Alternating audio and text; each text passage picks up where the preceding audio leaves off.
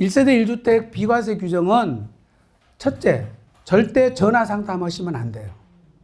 전화 상담할 때 사실관계를 본인이 어느 정도 결론을 내려가지고 뚝뚝 질문하시거든요. 그러면 듣는 사람이 그림이 안 그려져요. 네.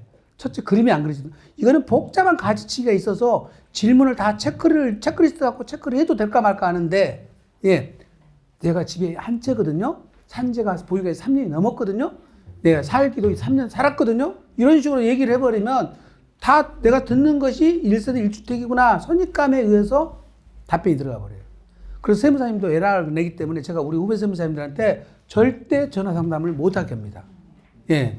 비사무 토지하고 1세대 1주택 비과세 규정, 다주택자 중과세 규정은 반드시 대면 상담, 그리고 반드시 유료 상담, 반드시 돈 내시고, 그 다음에 뭐라고? 핸드폰으로 녹음을 하시라고. 왜냐하면 설명해 준 것을 잘못 들을 수가 있다니까요. 네. 근데 내가 녹음을 하겠다고 그러는데 세무사님이 녹음을 하지 말라고 그러면 해야 돼요? 말아야 돼요? 상담을 하지 말으라고요. 자신이 없다는 거예요. 네. 자신이 없다는 거예요. 그거는. 그럼 따로 나오시라고. 저한테 오시라고. 제가 돈 안 받고 해드릴게. 여기 계신 분들만 그런다는 거예요. 여기 유튜브 본다는 분 다 오시면 안 돼요. 내가 망해버리니까. 그건 안 되고. 그래서 제일 중요한 것이 그렇다. 자, 1세대 1주택에서 비과세 주는 취지는, 근본적인 취지는 그런 거예요. 의식주. 우리 살아가는데 꼭 필요한 거잖아요. 예, 꼭 필요한 것인데 국민의 주거 생활의 안정과 거주 이전의 자유를 보장을 해야 되는데, 내가 지금 10억짜리 집에서 살아. 근데 팔아서 세금을 2억 내버리면 다음으로 옮겨갈 때 8억짜리로 줄어버리죠. 그러니까 주거 질이 낮아져 버린다는 거죠. 이걸 유지시켜줘서 웬만큼은 비과세를 해주는 건데, 우리나라 비과세 체제는 가액 기준을 적용해놨어요. 단독주택은 면적, 부스토지 면적 제한하고 가액으로 두 가지를 다 캡을 씌워놨고, 예, 공동주택 같은 경우는 예, 가격으로, 가액으로 결정해놨다.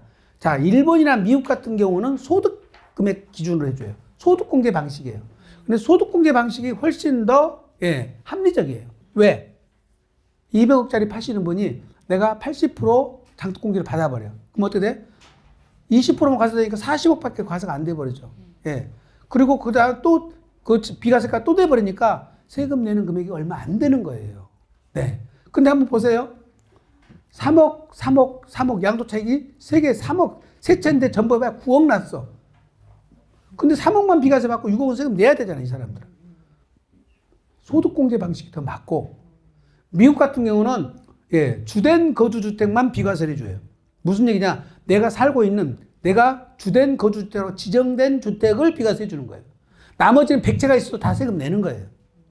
그러니까 비과세 규정 판정할 때 애로사항이 하나도 없죠. 내가 살고 있는 이 집, 실수의 목적으로 사는 거, 나 요놈만 비과세 받을게요 했으면 다른 집이 두 채가 있든 세 채가 있든 그건 다 세금을 낸다 이 말이죠. 예. 이렇게 조금 우리도 단순화시키려고 했는데, 그거를 지금 현재 우리가 이미 받아들였기 때문에 이거 바꾸는 것이 대혼란이 와요. 그래서 정부도 이걸 쉽게 바꾸는 것을 쉽게 바꾸지는 못할 것 같습니다. 못할 것 같은데, 자, 입법 취지는 충분히 설명했죠. 소득세를 부과하지 않는 이유는 예, 국민의 주거생활 안정 때문에 그렇다. 예, 이제 입법 취지는 여러분들이 이제 요걸 취지를 이해를 하시고 나머지 설명을 들으셔야 돼요. 예. 자, 규정 체계가 이렇게 돼 있어요. 1세대 1주택에 대한 부분은 첫째, 세대 개념을 이해를 하셔야 됩니다. 세대 개념을. 그리고 주택에 대한 비과세, 한 주택. 이 주택이 제일 어려워요. 세대 개념은 쉬운데 요게 제일 어렵다. 그 다음에 부수토지도 쉽다. 그 다음에 비과세 요건 요것도 쉬워요. 다 쉬운데 요게 제일 어려운 얘기예요. 그 다음에 이제 이게 일시적 1세대 주택하고 특례주택. 요게 이제 다 어려운 것들입니다. 여기는 다 쉬워요. 세대 개념, 그 대신 부수토지, 비과세 요건은 쉬운데 주택이 여기서 1주택으로 판정하는 자체가 굉장히 어렵다. 굉장히. 여기서 집중해서 들으셔야 돼요. 그리고 1주택이 아니라도 2주택자부터 특례주택이 있는 것이 여기에 8가지가 있죠. 8가지 중에서 제일 어려운 게 뭐예요? 장기 임대주택과 거주주택 비과세. 요즘 새로 나온 거 상생임대주택. 상생임대주택. 근데 상생임대주택은 조금 인심을 써버리면 되는데 왜 그렇게 인심을 안 써가지고 꼬장꼬장하게 나는 애기를 풀어주는지 이해가 안 가. 분양권을 사가지고 잔금을 내기 전에 전세계약을 먼저 체결하면 취득 전 전세계약 체결했다는 거예요. 아니, 내가 분양권 갖고 있었잖아요, 지금. 응? 근데 잔금 내기 전에 먼저 계약 체결할 수도 있잖아. 그거를 먼저 체결했다고 안 된다는 거예요. 참 그런 우리 공무원들이 열린 마음으로 좀 해주셨으면 좋겠다는 생각이 듭니다. 혹시 공무원들 중에 이거를 집행하시는 분들은 1세대 1주택만은 조금 열린 마음으로 하셨으면 좋겠어요. 예, 너무 조금 어렵게 막 그렇게 하실 필요는 없겠다는 생각이 들거든요. 자, 요게 큰 틀인데 이 세대 개념부터 볼까요? 세대 개념. 기본적으로 세대라는 것은 한 가족을 말합니다. 가족. 왜? 집이 한 채씩, 사람마다 한 채씩 필요한 건 아니죠. 한 채씩 필요하나요? 남편과 내가 한 채씩 필요한 사람도 있겠죠. 그럴 수도 있죠. 예. 그런데 자, 인별로 필요한 것이 아니라 가족 단위로 필요한 거라고. 그게 바로 가족 단위 필요해서 세대라는 개념을 도입한 거예요. 세대라는 개념을 도입했고, 요거는 자, 주거 및 생계를 같이 하는 사람들의 집단, 요게 예, 국어사전적 의미인데 세법 규정에서는 이렇게 정하고 있어요. 거주자 및 그 배우자가 그들과 같은 주소 또는 거소의 생계를 같이 하는 가족. 예, 기본적으로 이렇습니다. 기본적으로 본인 플러스 배우자. 요게 기초 핵이에요. 핵. 요걸 기초로 해가지고 밑으로는 직계 비속, 위로는 직계 존속. 예. 그리고 옆으로는 형제 자매까지를 하나 가족이라 한다. 형제 자매까지. 예. 당연히 존속의 배우자도 들어오고요. 비속의 배우자도 들어와요. 그런데 형제 자매의 배우자는 안 들어와요. 여기는 배우자는 해당 안 돼요. 예. 형제 자매의 배우자는 해당 안 되지만 배우자의 형제 자매는 해당된다. 이게 핵심이에요. 자, 왜 존속의 배우자가 들어갔냐는 거예요. 존속의 배우자가. 왜? 아버지 어머니를 정상적으로 사신 분은 당연히 두 분 다 존속이죠. 그렇죠? 근데 어머니나 아버지 중에 한 분이 먼저 예, 유고가 되시는 바람에 소천하시는 바람에 재혼을 하신 거죠. 그래서 존속의 배우자라고 해서 배우자가 포함된 거고, 우리 세법이 처음에는 비속만 들어갔어요. 비속만 넣었다가 비속의 배우자도 포함시킨 거예요. 이제 여기 어쩐다고요? 한 집에 살면 하나의 집단으로 봐서 1세대다. 1세대다. 예. 어렵진 않죠? 존속이 나와랑 따로 살면은 당연히 예, 세대가 다른 거예요. 형제자매가 나랑 따로 살면은 당연히 세대가 다른 거예요. 예. 자, 이제 문제는 부부예요, 부부.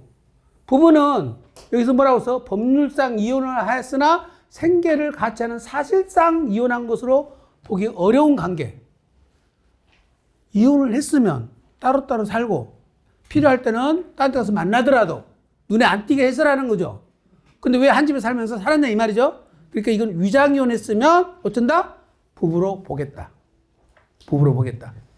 더 이제 문제는 뭐냐면, 자, 별거를 해요. 남편이 나가서 딴 데 가서 여자를 데리고 살면서 애를 낳아서 살아. 예. 나는 결혼해가지고 딸 하나 낳아서 살아가지고 우리 딸이 28, 30살이 돼서 결혼시켜야 돼. 내가 집에 하나 어떻게 마련했어. 근데 지금 20년, 30년에 집 나간 그 신랑이 집이 있냐 없냐고 나하고 무슨 영향이 있냐고요. 영향가 있어 없어요? 없는데 내가 집을 떡 팔았더니 신랑 집이 있네 이러는 거예요. 아니, 그 신랑은 30년 전에 나가서 결혼해서 애까지 낳고 사는데 내 신랑이 아니요 해도 안 된다는 거라니까. 이게 우리나라 법률원이라서. 예? 아우, 그럴 때 난 좀 봐주고 싶어. 근데 봐주고 싶은데 안 돼요. 예. 법률혼이라 안 돼요. 자, 그러면 반대로 지금 요즘 결혼했어. 혼인해서 사는데 혼인신고 안 하는 젊은 부부 많죠? 혼인신고 않고 사는 젊은 부부는 부부로 봐야 돼요? 안 봐야 돼요? 안 봐야 되죠. 법률혼이니까 안 봐야지. 똑같지. 그래서 그거를 원래 국세청에서는 예, 사실혼 관계도 부부로 보도록 유권에서 냈다가 이거 법률혼하고 형평성을 맞추기 위해서 사실혼 관계지만 실질적으로 혼인신고를 안 했으면 부부가 아니에요. 그러다 보니까 자, 남편 집에 아내가 전세금을 전세 대출을 받아서 전세를 들어와. 그래가지고 한 집에 살아. 어떻게 돼? 전세는 아내가 얻었는데 소유는 남편이요. 주민등록은 같이 돼 있어. 그럴 때 거주 요건이 충족됐냐 안 됐냐가 문제되죠. 우리 단톡방에 질문 들어온 거 이게. 아, 기가 막힌 질문 오셨네. 집안일이에요? 딴 사람 얘기예요? 기가 막힌 사연이야. 기가 막히게 그렇게 했어. 내가 뭐라고 그랬어요? 거주인께 인정해 준다고 그랬죠. 예, 그거는 거주를 인정해 준다. 왜? 사실혼 관계에 있다 하더라도 예, 그거는 부부가 아니기 때문에 각각 따로따로 본다. 예, 그래서 제일 중요한 거는 위장 이혼은 인정이 안 된다는 겁니다. 안 된다는 것. 예. 거주자가 적용되는 것이 우리가 1세대 주택 비과세도 거주자에 한해서 적용되지만 상속공제도 거주자만 상속공제를 기본공제 5억, 배우자공제 5억을 합니다. 비거주자는 기초공제 2억밖에 안 해줘요. 그 다음에 증여재산 공제도 거주자일 때만 누가? 수증자가 거주자일 때. 예. 상속은 피상속인이 거주자일 때. 돌아가신 분이 거주자일 때. 예. 기준이 그래요. 예. 비과세는 주택을 양도한 자가 거주자일 때. 예. 이렇게 적용된다는 것만 이해하시고, 예. 이거 법률상 뭐 배우자 의미는 지금 판례 같은 거는 그냥 넘어갑니다. 참고로 1심에서는 이게 예, 가장 이혼이고 이게 가장 이혼이라서 이거는 1세대로 본다 해서 추징하라고 그러는데 대법원에서 뭐라고 했어요? 이혼 신고가 유효하다. 예, 가장이로 서로 했다 하더라도 그때 법은 법률혼 관계라서 예, 부부를 아니라고 예, 같은 부부라고 볼 수는 없다는 것이 대법원 판단이었어요. 그래서 우리 세법에는 이혼을 가장으로 하고 같이 실제 살고 있으면 그런 경우는 부부로 본다. 근데 그것도 사실은 법률원에서 위반되는 거예요. 제가 보기에는 그것도 질 것 같아요. 예, 대법원은 계속해서 요걸 유지할 것 같습니다. 예. 그래서 뭐 이제 그런 일이 벌어서 우리가 상황이 생겼을 때 그렇다는 것이지 위장이혼 해가지고 우리가 한번 싸워보자 이러면 안 돼요. 예, 그런 호기를 부리시면 안 돼. 예. 배우자가 없어도 세대를 인정해 주는 것. 다 이건 시험 봐서 다 보셨잖아요. 다 아시는 내용이에요. 30세 이상이면 세대를 인정해 주잖아요. 그렇죠? 그리고 30세 미만이라 하더라도 어쩐다? 팔자 사나운 사람은 봐주겠다. 어떤 팔자 사나운 사람이야? 배우자가 돌아가셨거나 이혼했다면 봐주겠다. 그렇죠? 네. 그 다음에 미혼인 경우에도 어쩐다고요? 생활 능력이 있으면 된다.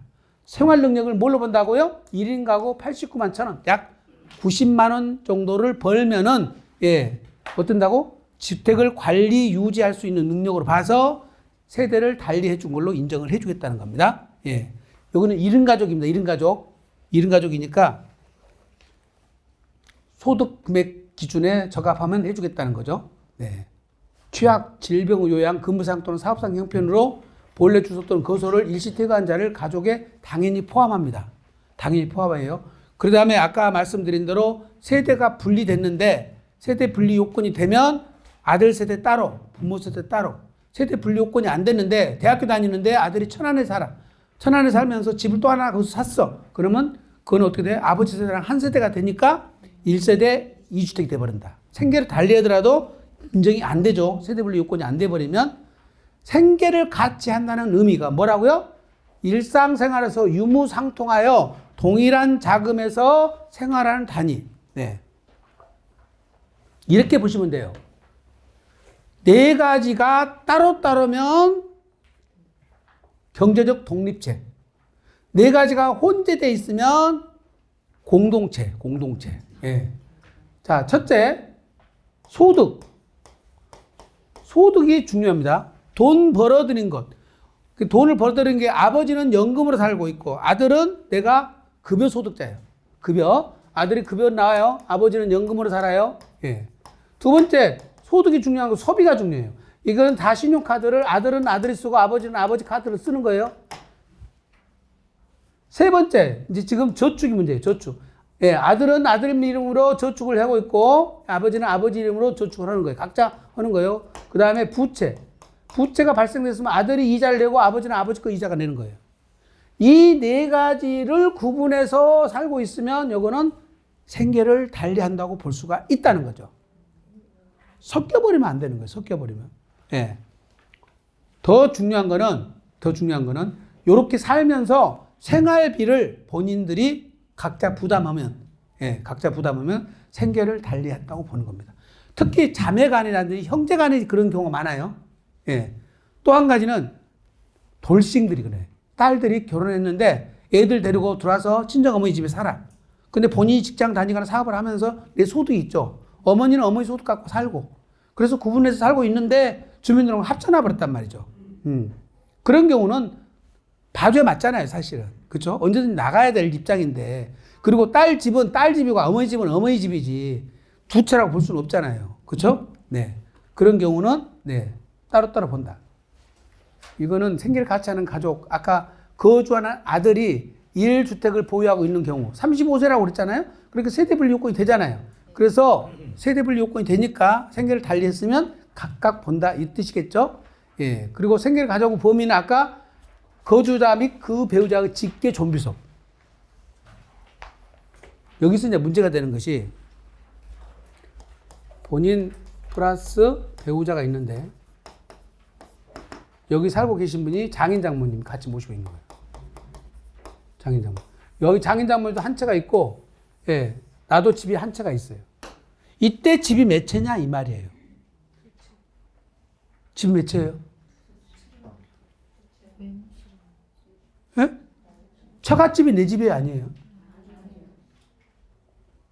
이런 데서는 조금 착한 것보다는 욕심이 좀 많아야 돼. 내 것도 내 거, 처갓집 것도 내 거. 그럼 난 집이 몇 채예요? 두 채라고 생각하는데 처갓집은 처갓집, 내 것만 내 거 이렇게 되면 어떻게 돼? 한 채밖에 안 된다고 생각을 하잖아요. 그러니까 나는 아무 생각 없이 내가 집에 한 채라고 파는 거예요. 팔았더니 처갓집이 또 한 채가 있다는 거예요. 그래서 선생님은 두 채라고 그런 거예요. 이게. 예. 옛날에 그랬잖아. 화장실하고 처갓집은 멀수록 좋아. 가까우면 안 좋아. 예, 안 좋아.